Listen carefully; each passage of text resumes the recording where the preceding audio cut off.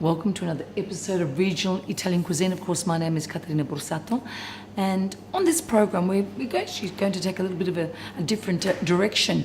Let me start by talking about the Mediterranean diet, which of course is not a diet at all, but rather a way of living. The Mediterranean diet, of course, is attributed to people from Italy, Spain, Greece, Portugal, Morocco, because they're all around the Mediterranean Sea. And I guess when we talk about the diet, we talk about a diet that's very low in meat consumption. It's high in unprocessed cereals, fruit, lots of vegetables, not too much wine. And just like the Italians, there's another area in the Middle East, of course, that has fairly similar outlook towards the way they eat as the Italians do. At the moment, I'm here in Queen Street at the deli counter, and a colleague of mine has opened up a great place here. Allora, Eitan, welcome to the show. Thank you. I'm really excited. Having me here. Oh, it's great. I'm excited. I want to talk a little bit about your background, because I guess this is going to form the basis of the show because of how you cook and why you cook. Yeah. Now, of course, your grandmother, who's a very important influence in your life, was born in Tunisia. Is that correct? Yeah. Okay. So, and your mother and father? Yeah, my mom born in Israel. My father born on the way to Israel in Cyprus. Right. And postly, I think you said the Second World War, they all fled to France. Yeah. So they left Tunisia, they left to France, and then they in 48 they came to Israel, and basically Israel is a mix of cultures. There is people from all around the world: Moroccans, Tunisians, Romanian, Polish. And it's a great country with great food.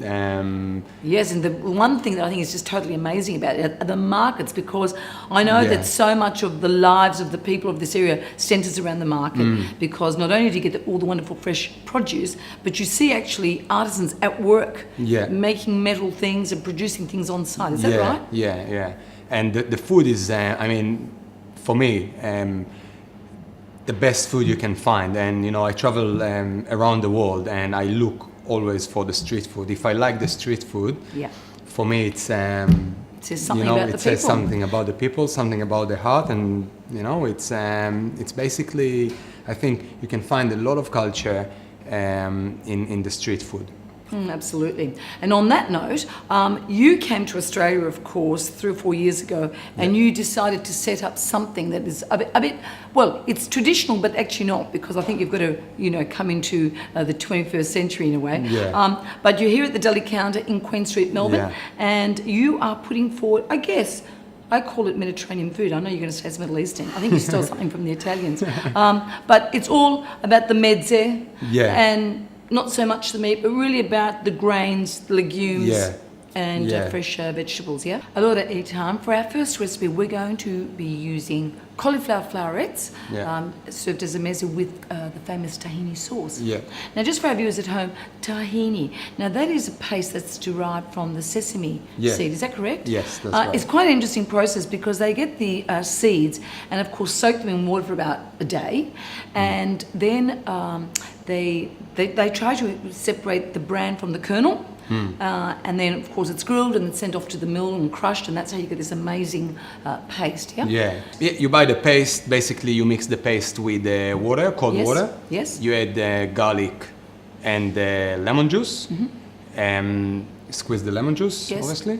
Add salt, and if you want it a bit thicker, so you add less water. You want a bit runnier, you add more water. So as you're stirring it, you work out the consistency of the sauce. It depends what you want to use it. If you want to use it for a crust on a fish, tahini is very versatile, so you can use it with fish, meat, vegetables, as a dressing, as a sauce, So if it's a dressing, you want it thinner. If it's you want it more as a paste, you can do it as a coating. All right, fantastic.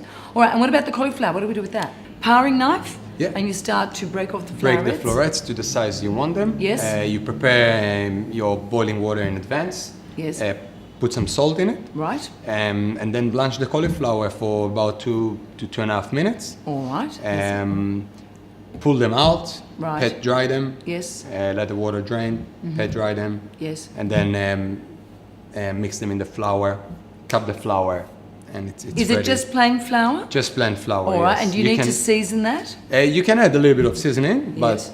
I season the cauliflower just after I fry it, so that's, You don't really need it, yeah. all right. And the tahini is very strong as well. All right. Now, Caterina, that my oil is hot, I'm just gonna drop the cauliflower in, and see that that's the perfect temperature for the oil. And basically, I'm just gonna cook it until it's golden brown. Now, Caterina, when my cauliflower is ready, I'm just gonna assemble the dish. So basically, I just season it with a little bit of salt, and I'm gonna put the tahini. Is this how your grandmother would traditionally have done it? Yeah, my grandmother used to make a lot of stuff, and that's a very Friday night dinner. Sabah. Shabbat. Shabbat. Yeah, Shabbat dinner. Lots of breads, everything is homemade, beautiful flavors, and you know, I used to ask for a recipe, and there is not really recipes. Of course there isn't. There is no scales or grams, or everything is just by the eye and the feel, and Which is how she probably learned anyway. yeah. And my mom is very much similar to that as well. And you're going to be very much similar to your mum and your nonna. Yeah. All right. So basically, just cauliflower like that, and Bit more salt. a bit more salt, yeah, and tahini on top. Now I'm just gonna finish with a drizzle of olive oil. Laura, viewers, wasn't that a fantastic little recipe? We're going to go for a short sponsors break, and when we come back, you're going to show us a dish using offal, of course. Yeah. And in the meantime, I'm going to try some of this. Yeah, let's go. Buono.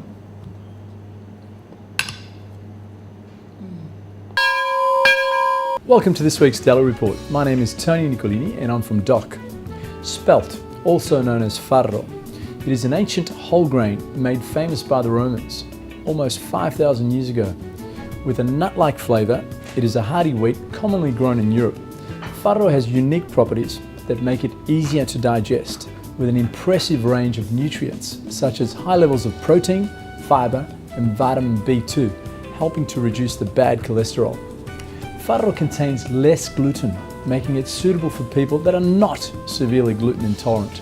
Nowadays, the farro flour is also used to produce a more rustic pasta and can also be used as a replacement for normal flour when baking biscuits and producing cakes.